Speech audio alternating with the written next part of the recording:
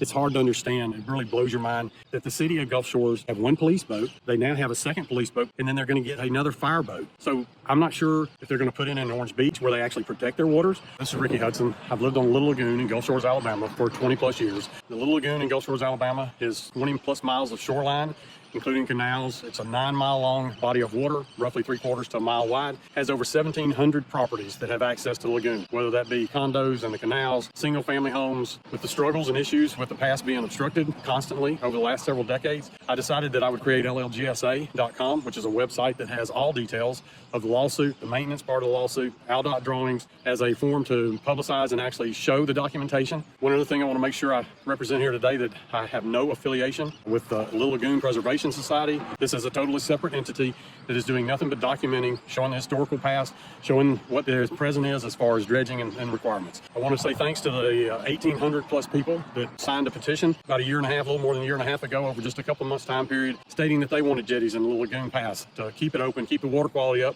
and yes, for recreational purposes. Yes, this is a body of water that can be navigable per the actual Galvin recommendation that was accepted as the standard in the lawsuit back in the 90s. They came up with a standard for how this thing would be in trigger, how it would be dredged. All that was done in the Galvin recommendation, and in his recommendation, he says that at times it will be a navigable pass. One thing too to note, the sand that is currently in the pass is something directly related to the beach renourishment. I agree totally. We need beach renourishment. It's fantastic, great for our beaches, great for our local economy, small business. We have to have it. But at the same time, you can't take and protect one without protecting the other. And there was nothing put in place to actually protect this pass and protect the fact that you're extending sand beyond the current concrete jetties. If you go back in the past and you look what nature actually had for us, that's the time period when Sea and Suds was actually in the Gulf of Mexico.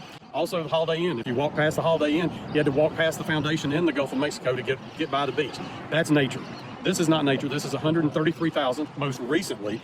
As far as the beach renourishment plan, this is 133,000 truckloads of sand, over 2 million cubic yards of sand that was put on the beaches and then has drifted this way. The only measure that I know of put in place by Olson Engineering in the city of Gulf Shores to protect the Little Lagoon was a taper, like a 2,000-foot taper on the sand, but that took no time at all, and the sand has been washed for the last year and a half, going on 2 years now of being in trigger as far as what the recommendation states. That's why, to sufficiently protect this, we feel, and 1,800 people that signed the petition feel like that is a need for protecting the lagoon and the inlet that we have right here behind me. So when I talk about the trigger mechanism was the Galvin recommendation, stated that from -3, there's a datum point that is on the wall that states it has nothing to do with tides, it has nothing to do with low tide, high tide. It's directly related to a signage that's on the wall that's been surveyed there that has a 0-point datum. From that 0-point datum out in the Gulf, you have to go from a -3-foot contour off of that 0 datum to a -5 inside the lagoon. It's nearly a half a mile between each point. When that point, any point cross section between -3 in the Gulf and -5 in the lagoon, almost a half a mile away, if any point it gets below 90 square feet of open surface, meaning it can be any shape, but it's got to have 90 square feet on a 35 top width of a channel. That has to be roughly 2.5, a little more than 2.5 foot deep if it was perfectly rectangular. So that has to be clear. If it goes below that point, the 90 square feet, the trigger is sets for 10 days, and ALDOT must start dredging within 72 hours. What the 1,800 plus people signing a petition did is gave me assurance that it wasn't just me, it wasn't just a few other locals that had been complaining about the pass and wanting jetties. This was a major concern for a lot of people. So what I did is I wound up digging into all the legal documentation. The recommendation was my final point that I stuck to figure out that were they measuring it accurately for that 90 square feet. In this whole search and trying to spend time learning this, I wound up speaking with multitudes of people. I spoke with a state senator, with a state representative, with Alabama Department of Transportation. I've actually met with them in the Corps of Engineers, the city of Gulf Shores. I've talked to the engineer. I talked to another person within the city.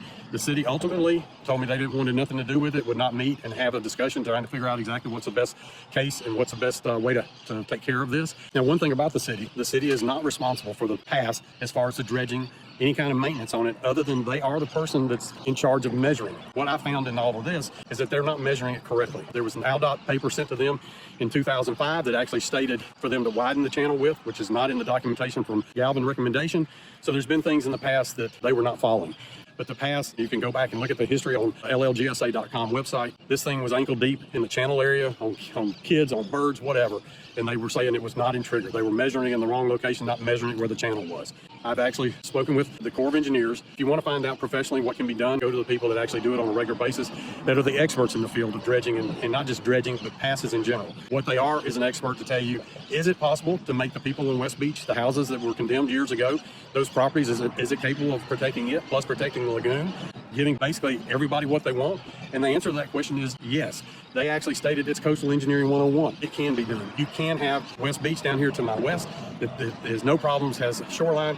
You can have jetties or possibly just an open channel that is carrying better water in and out of the pass. So ultimately, the current administration, the current city government and Gulf Shores wanted nothing to do with looking for a solution. They're not responsible for anything other than measuring. But you would think with 1,700 plus property owners, lagoon that has 20 plus miles of shoreline, that somebody in the city of Gulf Shores would think it's a diamond. Why would nobody want to do anything to help this situation out? All they really had to do is monitor it correctly, have out here dredging on a constant basis, and it would stay open more. And then if it's cost too much money, the thought process was they'll look for a permanent solution, which may be jetties. In saying that, I went to one of the candidates, and she accepted in a heartbeat to speak with Army Corps of Engineers just to get expert advice and what were the possibilities of making the West Beach owners happy, making the lagoon people happy, opening up the pass, and she did. We actually set up the meeting. She discussed with the Corps, and I was actually involved in the phone call, so I know that it took place. What Angie found out at this point, with the lawsuit that's in place right now, is to make sure that it is being measured correctly. That's the ultimate goal at this point. She can understand that, she can speak with other people, but she started the conversation already to understand exactly what it's going to take to actually measure it correctly, make sure the city's doing their job, and making sure that ALDOT gets here when they're supposed to and actually dredge it. My point in this video today, and actually coming forward to say who LLGSA.com is to let you know that Angie Swiger has my support. We will be sending out an email to the 1,800 plus people asking you to consider who has actually taken a step so far.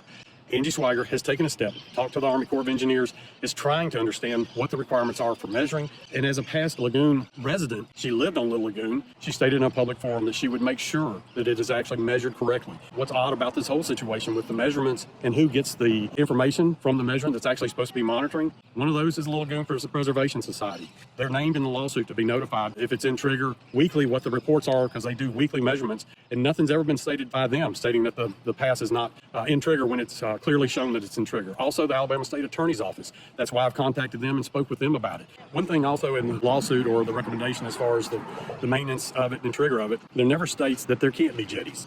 It's up to ALDOT to figure out, and if they want to look into options for a cheaper permanent solution, I believe that's up to them. My interpretation of that, there never says no jetties will be allowed. You've just got to protect the beach on the west, and you've got to protect the water quality in the lagoon. It's hard to understand. It really blows your mind that we have a diamond sitting here behind me, a beautiful place, that the city of Gulf Shores have one police boat. They now have a second police boat, and then they're going to get another fire boat. So I'm not sure if they're going to put in Orange Beach where they actually protect their waters, and then they can actually take and run down here to protect the Gulf Shores by using Orange Beach facilities, or if they're going to put in at the canal and run, a 50-mile run back around to the Gulf to protect the condos and the people in the Gulf. So it doesn't make sense as why the city would not want an open pass that actually is navigable, which is actually a functional part of the city of Gulf Shores, and turn this place into a real jewel.